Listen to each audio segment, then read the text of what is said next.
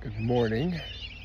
I've been thinking a lot about jazz and philosophy this morning. Kind of not really coincidental because I was listening to a video about how to think like a philosopher and journal like a philosopher. And jazz is something I've been dipping my proverbial toes into a little more lately. I the funny thing about the jazz part is this started when Kara and I went and toured some apartments in the Domain in Austin, and the show unit that we went to, the very first one, had a record player, and one of the there were like 3 or 4 albums, but the album that was on the record player was Dave Brubeck and his quartet, and I guess it's called the Dave Brubeck Quartet, and I forget I think the name of the album was Red Hot and Cool or something like that.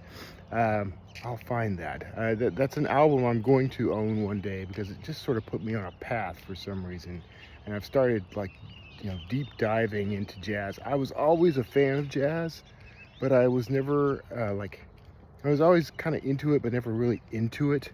And so now I've been exploring a lot of different jazz musicians and albums, and just kind of looking a little closer. And I've got some favorites, but somehow, some way, Dave Brubeck is actually kind of at the top of the list.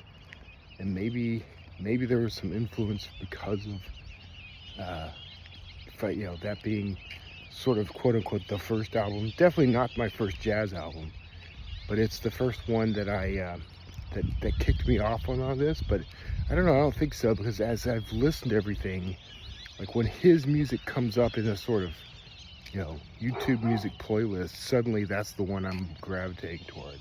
So there's definitely something about his style, that style of jazz, the cool jazz era, because everything kind of in that same era appeals to me. So anyway, that's the stuff I'm thinking about today. On the philosophy side, how to think and journal like a philosopher is an interesting concept to me.